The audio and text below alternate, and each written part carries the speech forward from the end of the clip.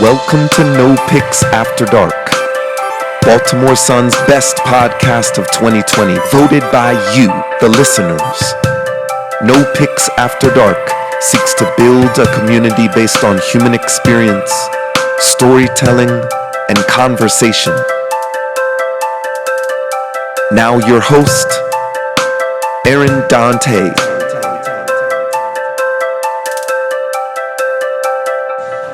Welcome to No Picks After Dark podcast. I'm your host, Aaron Dante. Today, we have a very, very special guest. We are actually live in Mount Vernon Marketplace, but people, Midtown Baltimore, Mount Vernon. Yes. Yes. And without further ado, I'm not going to talk anymore. This lady's crushing it right now. I look on social media. She's everywhere. Fish, and more fish. Fresh fish. And I love it. I love it, and I'm down here right now because I'm like, you know what? I want to make this the season finale because this is something great, and this is something that near and dear to my heart because it reminds me of spots in Baltimore back in the day we'll talk about. Yeah. Miss Keyia, how you doing? I'm doing great. Thank you so much for having me, and welcome to Mount Vernon Marketplace FishNet stall. We're one of the vendors here, so thank you so much for coming out. Hey, I appreciate you taking time out your day. This is right before they open up. I mean, I'm looking at the menu right now. I'm looking at some tots and tentacles and crab dip. I'm hungry as I don't know what right now. Yes. So I appreciate you coming out. So without further ado, tell your listeners about your spot. You're a black female business owner. Yes. Tell them what's up. Tell them a little bit about yourself. You know, FishNet restaurant located in Mount Vernon Marketplace is your spot for fresh fish. So, you know, fish is one of the most sustainable proteins in the world. I think someone says it takes less water to make fish than it does to make like one chicken. So fish is a wonderful protein. We cook it fresh. We don't own a microwave or a freezer. We're just literally bringing the fish in by the tail, butchering it, pulling out the bones and putting it out and cooking in small batches. So, you know, how things are prepared, how you source them, they're all really, really important factors. And so we think about those things for our customers. That is so nice. I like that. No freezer. No freezer. Fresh fish every day. Fresh fish, people. All right, so tell me about, are you from Baltimore? Like, I mean, where do you get this from? Were you from Baltimore? So I am from Baltimore. I grew up in Baltimore. And a few years ago, so the FishNet brand has been around for 9 years, believe it or not. I started this with my husband, who's from Istanbul, from a water town off the coast of the Bosphorus. And so he grew up in a water town. I grew up in a water town, even though they were, separated by ocean.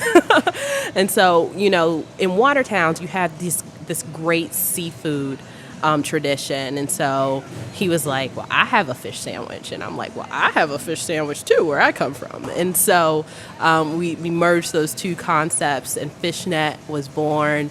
And the original FishNet was located in College Park for about 8 years. We had a big restaurant there. Then we had one in D.C. down the street from Howard University for several years. HU. My alma mater. And so, we really did the big restaurant thing in the restaurant all the time for years.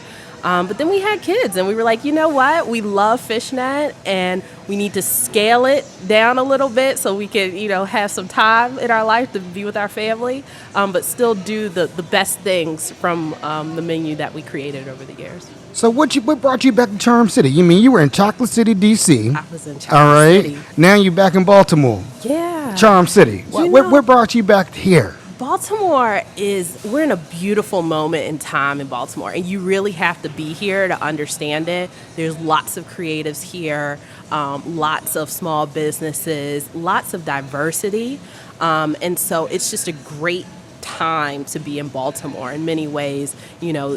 It's almost like a renaissance of sorts. So that's why we're here. And I wanted to bring you on because, you were doing your thing. I love reaching out to black female business owners. That's what it's about. That's what it really is about to me. Because it's all about learning and understanding, because I see so many black males in business, but we never hear about black females doing the big thing out here. Yeah. How was that raising your family, being entrepreneurs? How did that work out? Yeah, so my mom was an entrepreneur, and I had entrepreneurs around me growing up. And so it really wasn't a stretch for me to want to be an entrepreneur. I think the stretch is the industry that I chose because, restaurants are notoriously difficult to maintain and sustain. And it's not for any fault of the proprietor. Like, it's just a tough business. You're dealing with perishables. You're dealing with, large overhead sometimes. And so, this is one of the toughest industries. And so to have been in it for 9 years is just, I'm amazed half the time. But yeah, I think I've learned a lot in my journey. So you talked about the original concept was it your husband or you guys talking about his village? Yes. They were catching fish. Yes. And that's the original concept of FishNet. Yeah, so in Istanbul, the fish sandwich is called balık ekmek, which is literally fish and bread. Say that one more time. That was a lot. Balık ekmek. Balık, fish, ekmek, bread. Okay, all right. So it's fish and bread. And what the fishermen do is they literally catch the fish off of one side of the boat, grill it on the boat, and serve it off the other side of the boat. So, that's their concept of fresh. And so we wanted to bring that concept of fresh here. And so in Istanbul, you see everyone walking around with fish sandwiches. It's just street food like, a baguette is in France. And so we brought that here, Americanized it a little bit. So, we're going to have catfish fried with hot sauce, which you don't find in Turkey. But I will tell you, folks, I came here one night and she wasn't working. She had a day off, actually. I spent $100 worth of food in here. I enjoyed myself. I brought everything, the catfish. I got the chops and tentacles. I got the fancy word, fried salmon croquette, a.k.a. salmon burgers. yes. All right. Amazing food. So, being a female business owner, black female business owner, how was it dealing with business, getting the loans and things of that nature? How did that work out with you? Yeah, so this is where the team made a difference because, unfortunately in this day and age, sometimes when I would walk into the room, they'd be like, really, ma'am, you're going to run a restaurant? You want how much money? Are you sure? And so lots of people who have that experience, lots of women, black business owners. And so for many years, my husband was the face of the restaurant. He was the head chef. I was just kind of behind the scenes, crunching numbers, managing staff, doing all the business aspects. But, that was a very intentional play because it just was really not happening, with me as the face of the restaurant. And, it's sad, but that's sometimes, how the world works. But right now, hey, it's a new season. It's a new day and age, new day. I will ask you, how has it been going on for your business since everything has been going on in the world? Has business picked up? Yeah. Has people recognized? Because what I've been hearing is a lot of black businesses are booming right now. That's what I'm hearing. Yeah, so that's what's happening. And, I was just talking to someone saying that these have been the best 4 months in the restaurant business in my 8 years in the restaurant business. And I think, putting myself out there and showing, that I'm a black female running this restaurant, a mom, a woman, and, my head chef is a woman, an immigrant, like we're killing it, right? And I think people are really being thoughtful about how they spend their money because they know that it makes a difference. And so we've really been booming for the past few months, which we're really thankful for.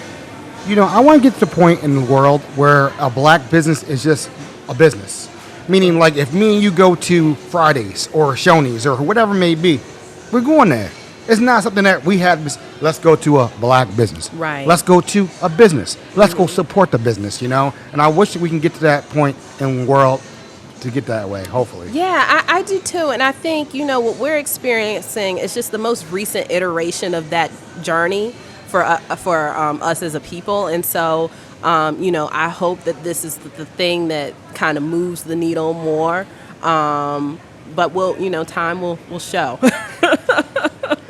So tell us how'd you get into this beautiful place called Mount Vernon Marketplace? Just so people know from outside of Baltimore, it's like a food market, pretty much. It's like a cafe, like where you can go and get any type of food you want. You can get, you can get shrimp fried rice in one corner. You can get brown rice. You can get tacos. You can get pizza, you can get burgers, you can get anything you want. Yeah. It's like a food hall. That's the new concept of things. Yeah. How did you get in here? Because I think you're one of the only black businesses in here. Am I right or wrong about that? Yeah, I mean, Pinch is black owned as well, Okay. so it's just the two of us. But I think it was just knowing folks, having friends kind of look out for me and say, hey, there's this opportunity. Currently, you can go online and literally send an email and apply if you're interested. But I think, for me, coming from my own brick and mortar restaurants where we had standalone restaurants, the food hall was the next step in the restaurant business, because what we see is what was going to eventually happen in the next 10 years anyway. Everyone's shifting towards delivery. Everyone really wants high quality food. They don't want to sit down. They don't want to spend a lot of time dealing with it. So they want, everyone wants everything. And so this kind of smaller, tighter, online ordering model where people can pick up is really what's happening now in the food business. And so if you can shrink your space and your overhead, then you're winning. So your concept of this coming in here, smaller footprint, probably less bills probably, right? Yes. Okay. All right. So then how did you market? Because I remember you and I spoke. Yeah. One of the things you told me was big as marketing. Yeah. Go into that. Explain that a little bit. So, I think there's this notion, especially in the food industry, that if you build it, that they'll come. Your food speaks for itself. And none of those things are true right now, right? You have to market. You have to promote yourself. And I think if I could tell my younger restaurateur self one thing, it would be that, triple your marketing budget, and, the rest will follow. So I think that, that's my advice to any small business owner. Just really spend your money in marketing. That is not an optional thing. Because I see a lot of businesses that they do fail marketing because they have a great product, but nobody knows about it. Exactly. I will give you an example. I went to a millennial marketing firm. Cool. And I was like, oh, my podcast, you know how you think I'm hot. I got the best content. She said, you know what? You might have the best content. You might have the best stories in the world. But when I look online, it shows me nothing about you and your product. Wow. And it was a wake-up call because when you think you know what you're doing, Yeah. she's like, you got to look at, these are people looking at, it's a moment in time. People don't have time. They just want to see something real quick and look at it. And I learned how to change my whole marketing scheme and be on top of it and understand, like, all right, this is what people like. People like pictures. People like, for you, food. They like looking at food. Oh, yeah. I mean, come on. That's the first thing I look at. I'm hungry, So I learned how to just adapt to it. Yeah. And you adapted. Like, I look at your page. Your Instagram page be hot. I'm not gonna lie to you. I mean, I was looking at it last night. I'm like, man, this is really what it's all about. Yeah. And I'm telling, like, my cousin who's here with me, he's like, man, we're gonna eat good today. We're gonna have a nice little lunch here today and eat good. I said, but you eat with your eyes. You do. With food, You do. And so I guess growing up in Baltimore, did you eat fish when you were growing up in Baltimore? Were you a seafood person? Let's talk about the fish in Baltimore. Please do. Let's talk about Baltimore. Let's talk about Baltimore. So I, I'm a kid of the 80s, 90s. And so back at that time, we had the Roost, a.k.a. Lake Trout on Righteostown Avenue. And this is not, the Roost had been around, for years before that. It was around years after that. I'm talking about Doris Williams, the Roost. She would always be in the kitchen with the hairnet on. And that's, when the lines were around the corner. And I remember standing in line with my dad for Lake Trout, right? And you get 3 pieces of fish with the bones in it and some white bread, and you would just work it out. And that was the best fish. Like, those are my memories of fish. And then, of course, we had, the fish fries and Sunday dinners and stuff like that. But, when you talk about fish in Baltimore, that's the memory that really stands out for me. I love that because when I grew up in Baltimore, I lived all the way out in Randallstown, Baltimore County. Mm-hmm. We used to drive all into the city just to get Lake Trout on Friday night. Of course you did. People, y'all don't understand what she just explained to y'all about this Lake Trout. Okay, now you're going to probably ask what Lake Trout is, okay? Okay, so Lake Trout is actually whiting. All right. Let's just put that out there. Good. Now we're going to go back to calling it Lake Trout. Because I remember when my good friends came to town, I was like, where's our lake around Baltimore? Like, there isn't. Stop asking There's questions. not a lake around Baltimore. Just go with it. Lake trout. Yes. But I remember how fresh that fish was. Yeah. And I remember people would wait 2 hours for some fish. Yes. And, as we're about to do a tribute to lake trout, that Miss Doris Williams lake trout and that dish in early October. So definitely come out. We're going to fry it just the way with the white bread and the bones of the fish. So come out and try that. But, I was talking to her supplier at the time, and they told me that was fresh fish. This is line caught fish. This is not frozen fish coming in every day, thousands of pounds of fish. I never knew that. Yes, and so that was the thing that really caught me, was that this was a high quality product, right? We think of whiting, frozen, farm raised. No, this was a high quality product coming from a local small business, local fish company, family owned in the area. So lots of beautiful things about that story that we definitely want to tell. You just blew my mind right now. Yeah. That was fresh fish? That I was always thought it was fresh like fish. some fresh, like frozen Murray's, something like Nope. that. That was fresh fish. Line caught. Wow. Yes.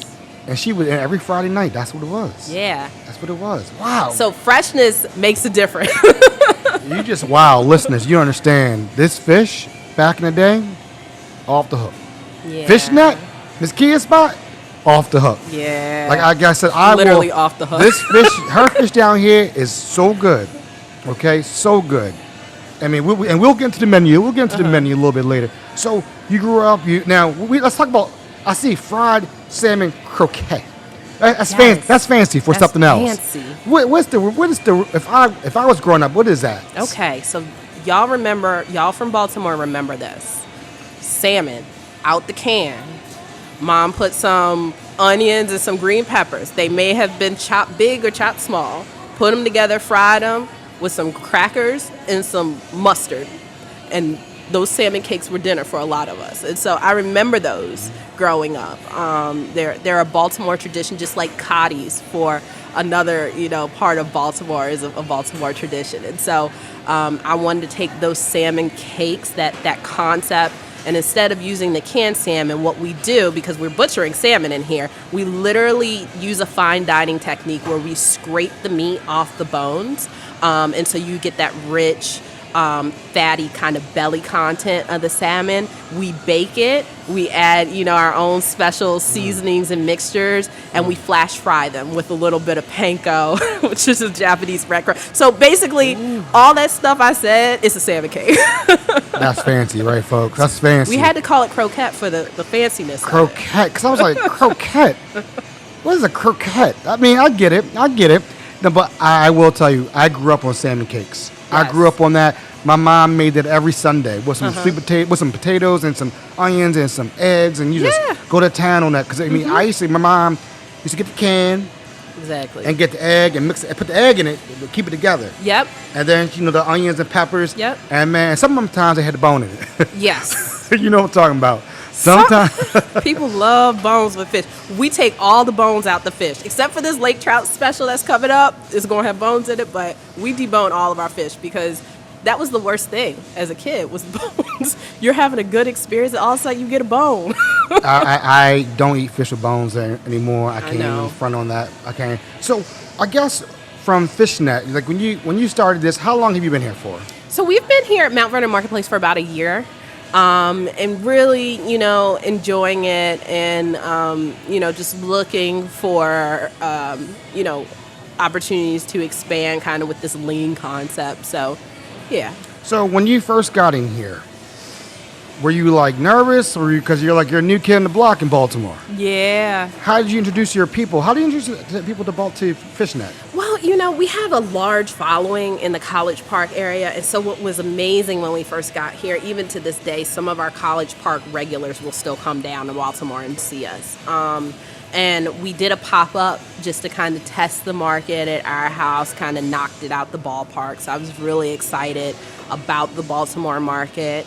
And, we just chugged along, turned out that good food consistently.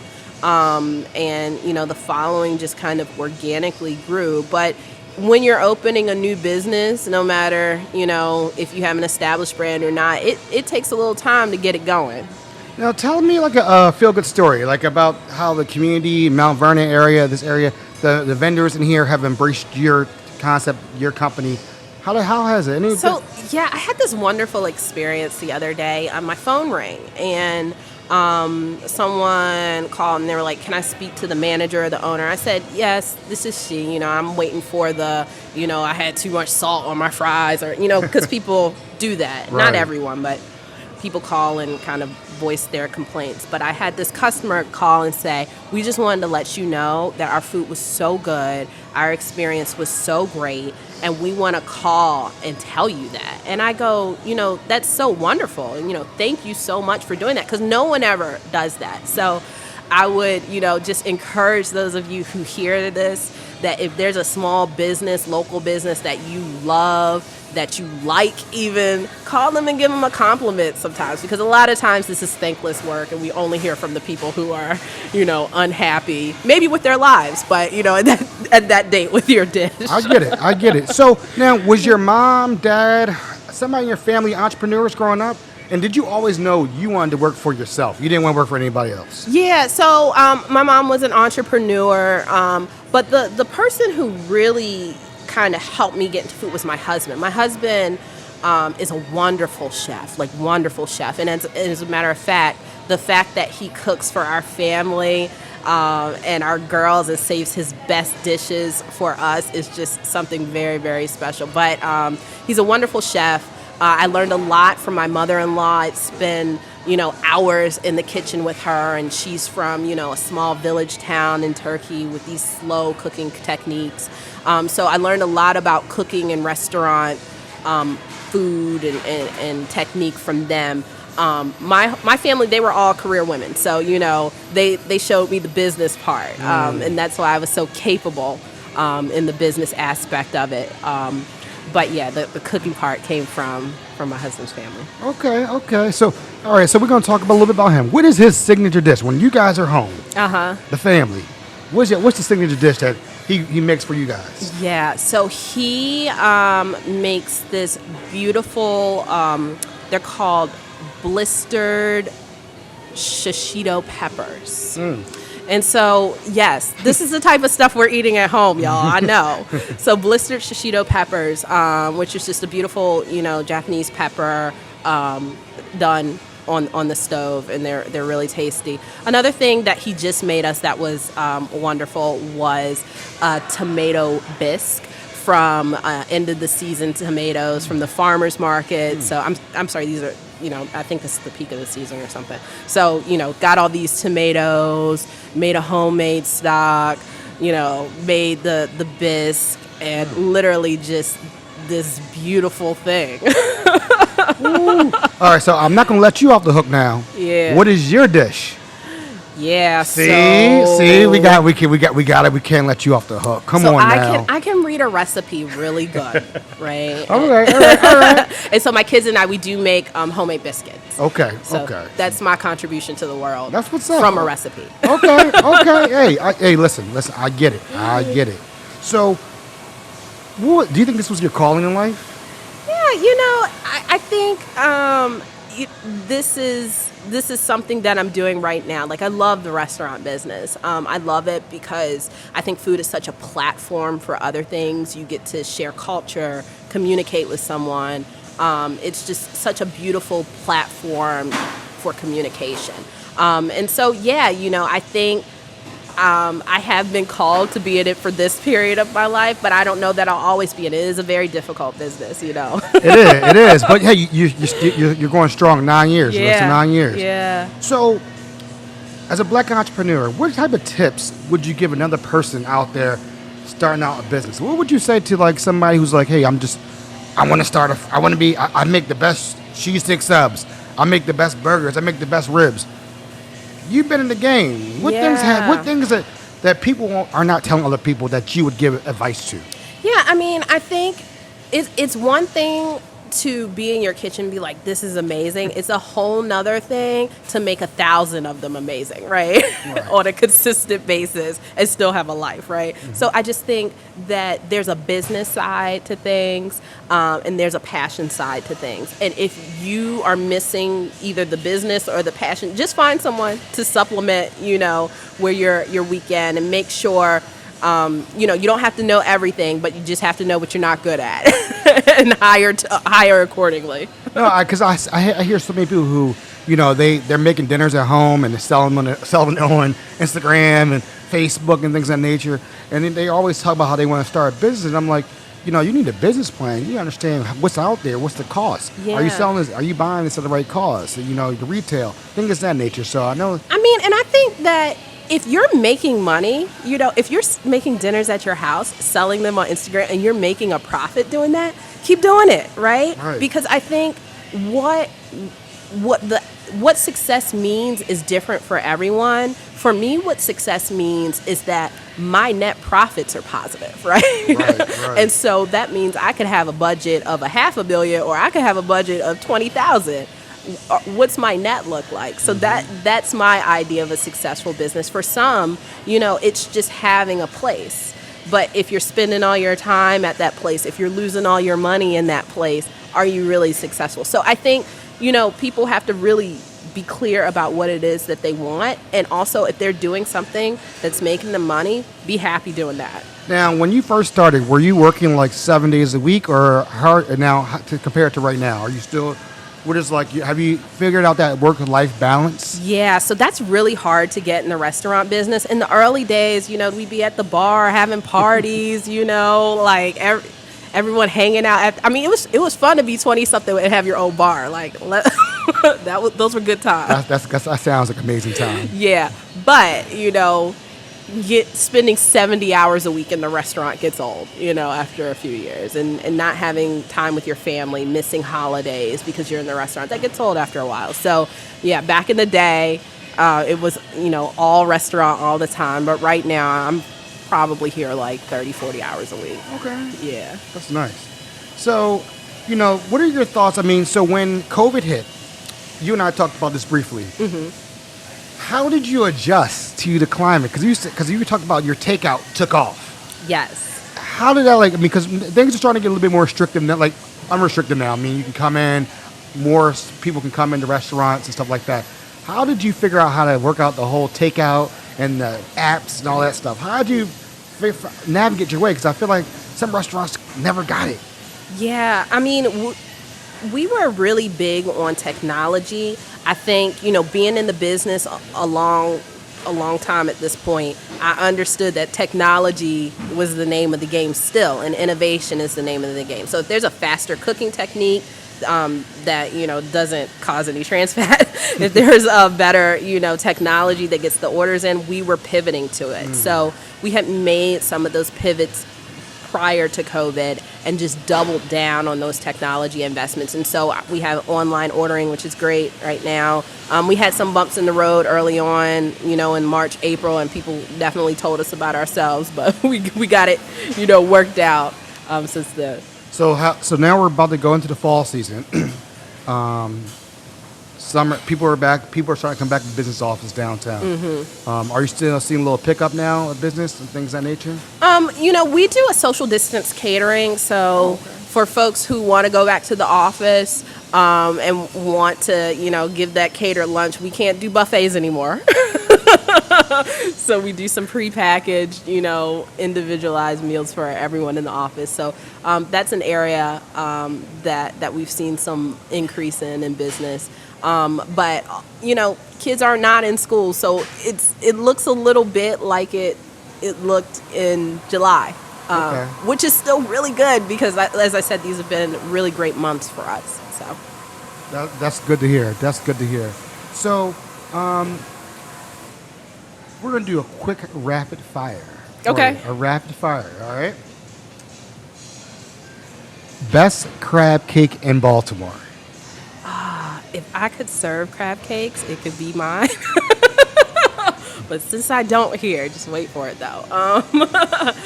I would have to say, what is the Harford Road restaurant? Coco's. Yes, Coco's. Okay. Yeah. Let's go with the best oysters. Best oyster. I gotta give a shout out to Local Oyster down here at the marketplace. That local oyster is good. I do like local oyster. Yes. Best burger. Best burger. Another marketplace shout out between two buns.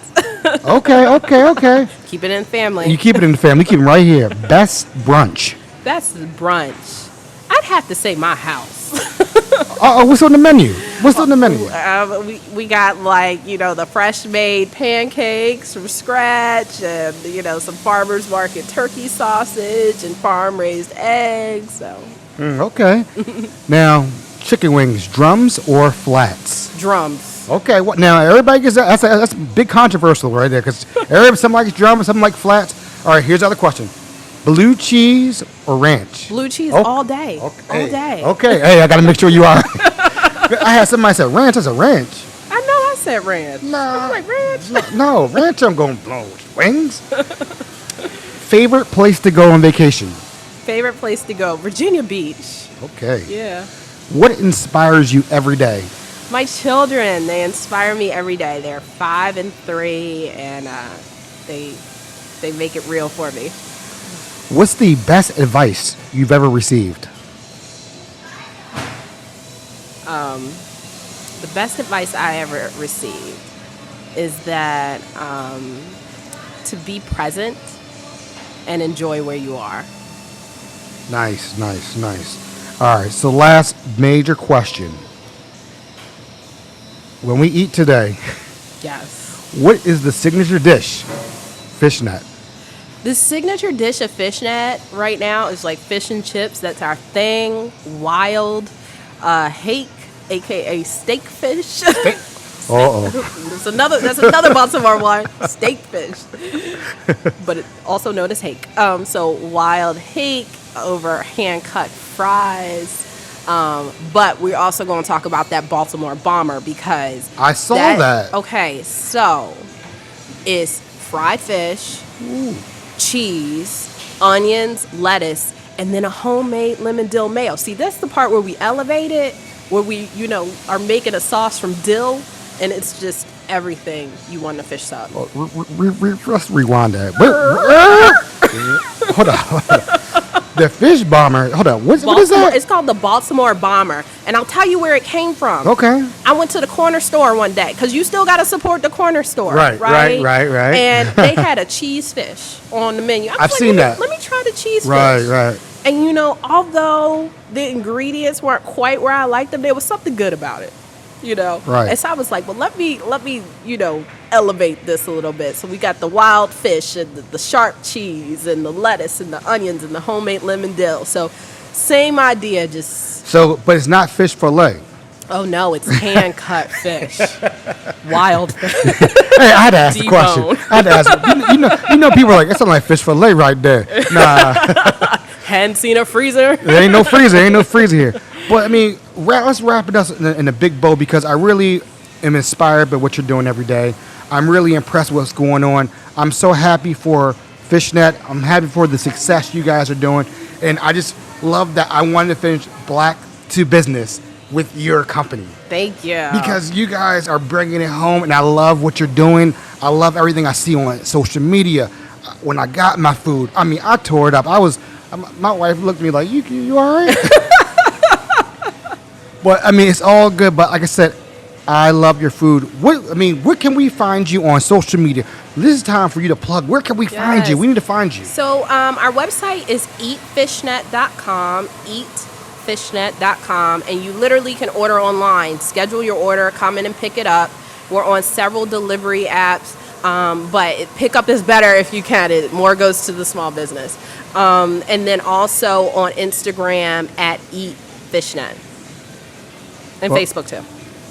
Folks, you heard it. You heard it here first. We're going to continue the interview. We're going to finish it up and close it up, but we're going to have pictures of what me and my cousin Nick, we're about to get our eat on and enjoy ourselves. But again, thank you so much, Ms. Keyia. Is there any lasting words? You did bring one thing I want to shout out to. steak fish. Shout out to steak fish. If you're from Baltimore, it's called steak fish. Yeah. It's just called steak fish. Just called My dad says, go to the market, go get 5 pounds of steak fish. It is what it is. And if folks. someone looks at you sideways, say, hey, it's the same thing. But 9 times out of 10, they're going to know what you're talking Yes, they will. about. And then on that note, folks, again, thank you so much for listening to Black to Basic season finale. This has been an amazing time. Come check out FishNet, eatfishnet.com. Come see Miss Keyia. She may or may not be here. She only 40 hours a week, so you got to catch it when you catch it. And your hours, the hours again. What hours here? They're Tuesday through Sunday, 12 to 8. Okay, 12 to 8, folks. So don't be coming here calling at 7:45 trying to get the meal. The fryer shut off at 7:30. Okay, you know what I'm We'll talking. still serve you. On that note, thanks, and we're out.